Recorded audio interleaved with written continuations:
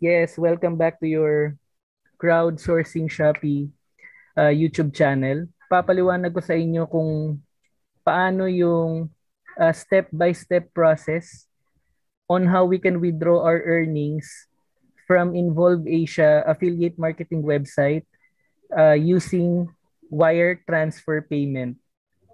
So kung makikita nyo sa screen guys, meron tayong current earnings na 231.03 Malaysian ringgit.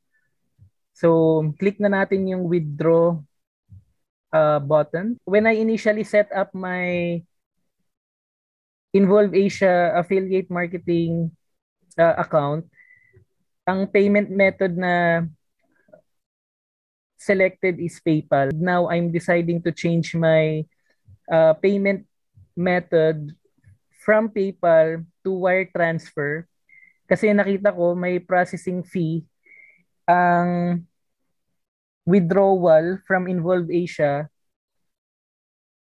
kung ang gagamitin mong payment withdrawal method is PayPal.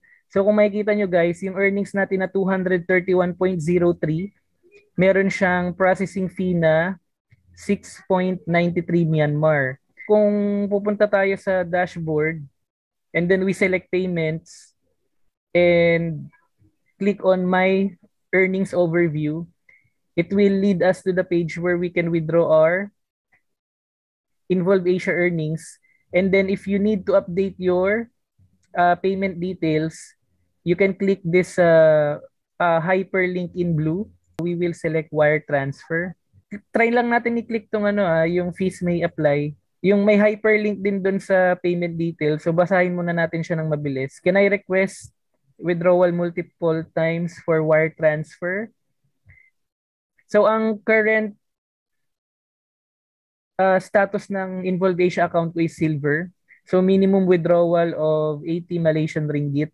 So kita nyo guys, no withdrawal fees for withdrawal up to 2 times in a month.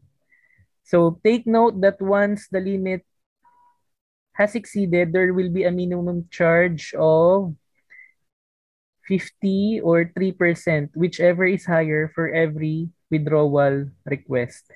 Okay. So, kita nyo guys, no withdrawal fees kung gagamitin natin ay wire transfer. After filling up the preferred payment method, which is wire transfer, I just need to fill up the beneficiary bank name, beneficiary name. So, for beneficiary bank account name, ito yung name ng bank. Beneficiary name, syempre name ko to, yung makaka-receive ng payment or ng withdrawal through wire transfer. Then beneficiary bank account number, syempre yung account number ng bank. And then your bank address, bank country. Okay, so for this one guys, kindly ensure na maintindihan niyo tong part na to. For kung makikita niyo guys, meron tayo ditong Swift code, IBAN, IFSC, bank branch code. Okay. So, since nasa Philippines tayo, ang required lang tayo na lagyan ng answer dito is yung Swift code. So, ang sabi dito, Swift codes are combination of various kinds of letters and are used to identify the branch codes of the banks. These codes are used as bank identifier codes. Based on my own research, guys, yung Swift code in the Philippines, it's either, depending on your bank, it's either an 8-digit combination of letters or an 11-digit combination of letter for the Swift code. Now, meron na akong nahanap na information about Swift codes. The title of the article is from MoneyMax. Ang sabi dito, transferring or receiving money, check this complete Swift code and bank code list. So ilalagay ko rin sa description ng video na ito ang link for the bank Swift code and bank code list para if ever need nyo rin withdraw ng earnings nyo from Involve Asia, nandito na rin yung helpful information na makakatulong sa inyo. So, depending on your bank, ito yung required information na need nyo i-input dito sa Swift code details under payment settings of your Involve Asia account. Okay guys, so for the rest of the details like the IBAN, IFSC, and the bank branch code, all you need to do is to input NA or not applicable. Kasi ang sabi dito, kita nyo IBAN, International Bank Account Number, to identify the bank code required only for Europe countries and UAE or Saudi Arabia banks. Dito naman sa IFSC, Indian Financial System Code, to identify the account number and branch, required only for Indian bank. And then lastly, yung bank branch code, business identifier codes, used to identify which branch the account belongs. Required only for Thailand Bank. So kung makikita nyo guys, and another thing, kung mapapansin nyo yung asterisk ng Swift code, dahil naka-base tayo sa Philippines, yun lang yung required nating sagutan. Yung mga naka-asterisk and then ano siya, color red.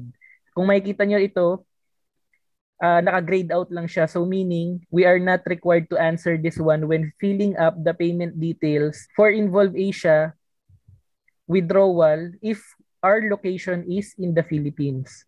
So for this one, beneficiary email address, syempre our active email address, beneficiary contact number.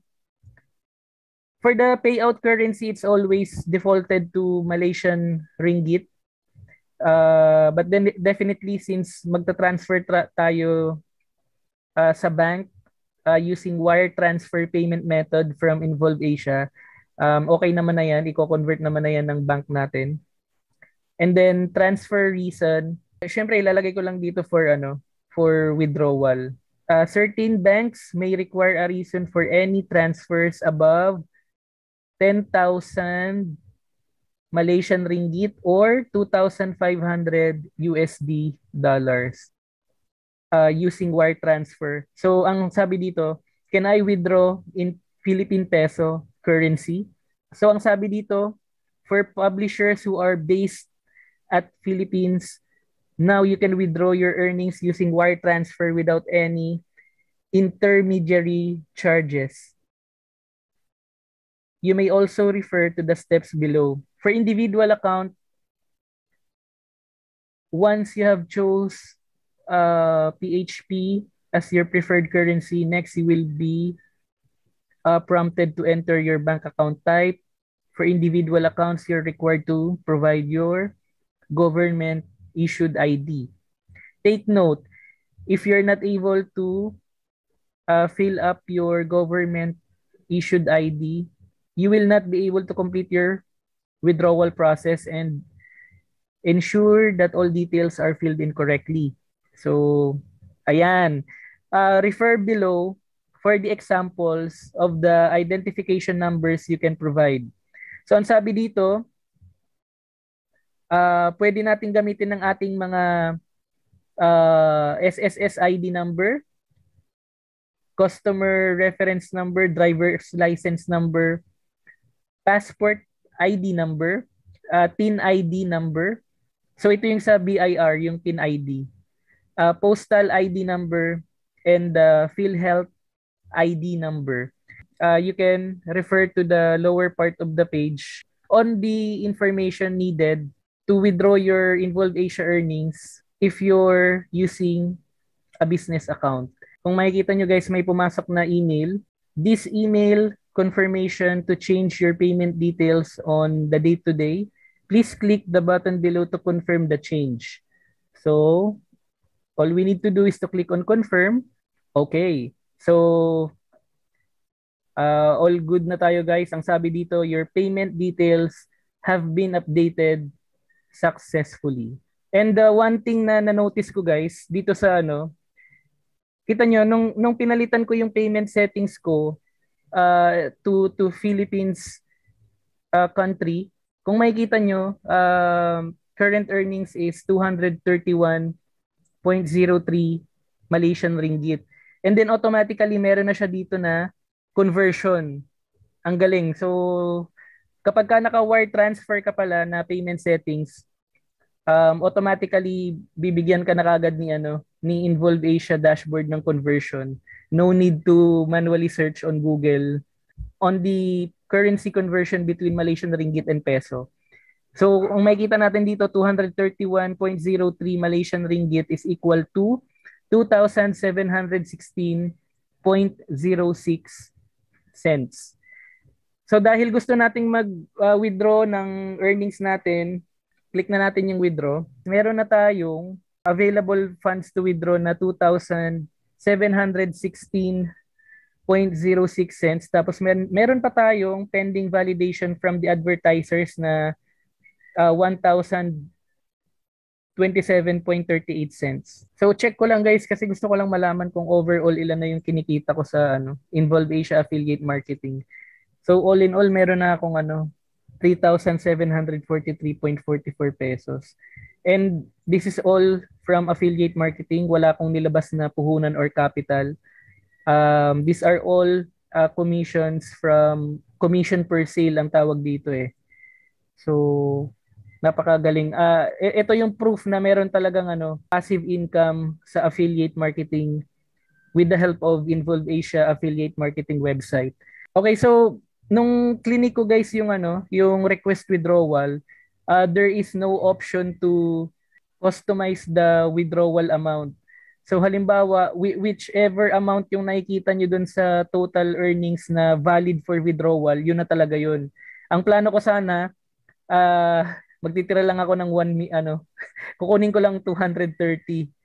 Pero kapag ka magwi-withdraw ka pala dito, by default, kailangan mo na siyang i-withdraw lahat. So makukuha ko yung full 2,716 pesos and 6 cents net receivable once I confirm my withdrawal details for Involve Asia wire transfer payment.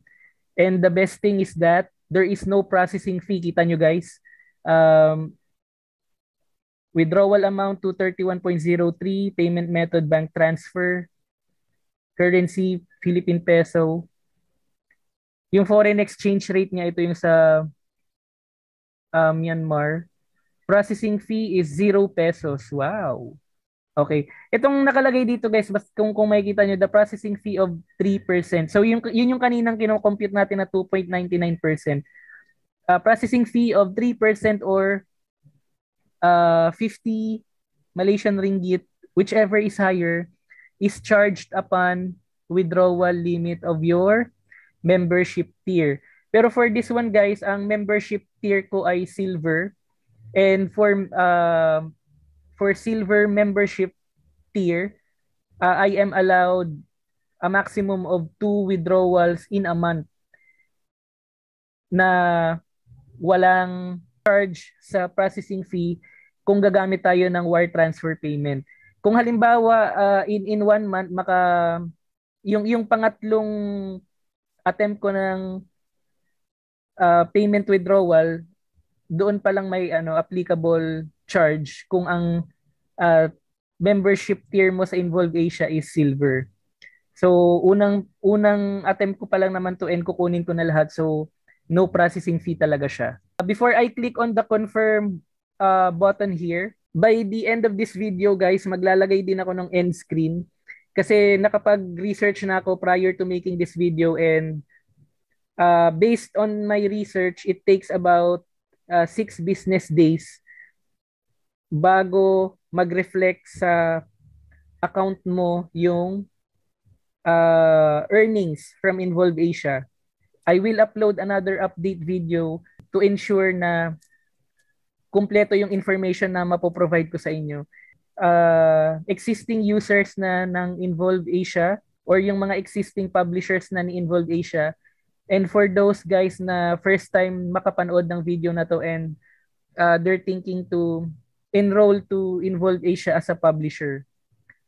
Ayan, so For this one guys, i-click ko na yung confirm button. So standard withdrawal request confirmation. Are you sure you want to submit your standard withdrawal request? So I will click on confirm. And withdrawal request submitted. Ayan. So tingnan nyo guys, itong all payment. Request date is the day-to-day self-withdrawal. May payment ID talaga siya. So proof ito nung transaction nung ano natin, yung request to withdraw. And then yung amount niya ay 2,716 and 6 cents. And status at the moment is processing. Meron talagang invoice number, so very good. Payment date not applicable. And pwede akong mag-download ng invoice. So yun. Wow, napakagaling nito. Ayan, so view details, payout in process, standard withdrawal.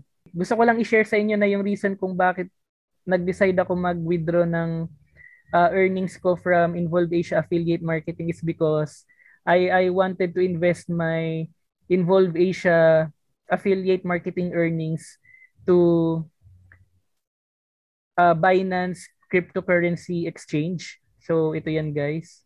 And I will also log in now to our crowdsourcing Shopee YouTube channel.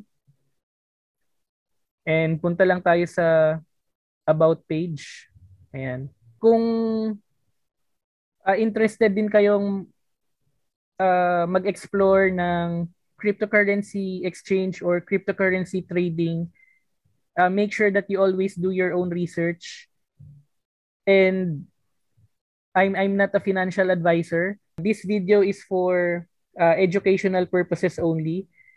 And kung pupunta tayo sa ating YouTube channel, sa about section ng ating YouTube channel, maaari nyo ring makita yung Binance affiliate program link sa banner description ng ating video. For this one guys, kung makikita nyo dito, I have the CoinMarketCap website.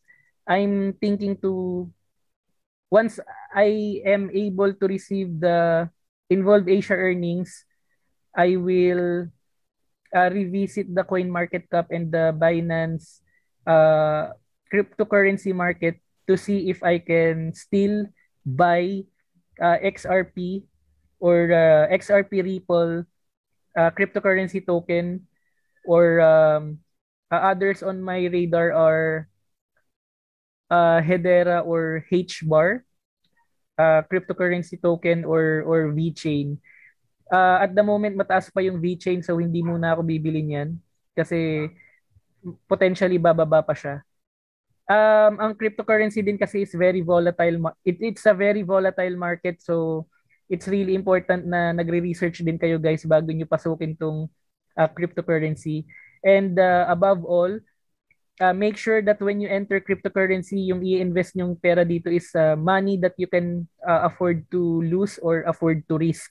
As much as possible, dapat yung pera natin dito hindi yung galing sa main income ng family natin or yung pera na ano lang siya, yung hiniram. Kailangan yung pera na i-invest mo dito yung ano talaga, willing kang malose kasi, or willing kang i-risk kasi very volatile nga ng market ng ano, ng cryptocurrency. Tumataas yung market, bumababa yung market. Meaning, yung i-invest mong pera dito, pwede siyang bumaba and pwedeng tumaas. That's the main reason why I'm going to invest my Involve Asia affiliate marketing earnings on cryptocurrency. I will doon ako sa option na long term, meaning I will hold my cryptocurrency earnings after I buy this example cryptocurrency tokens, and then once na tumaas na yung value nitong mga token na to or ng mga coins na to, that's the time that I will sell para yung pera na galing dito sa Involve Asia affiliate marketing is I can still multiply and use it in fruitful ways, beneficial to whichever it will serve my family best. So yun yung pinaka goal natin dito. So maraming salamat guys kung nakaabot ka sa part ng video na to.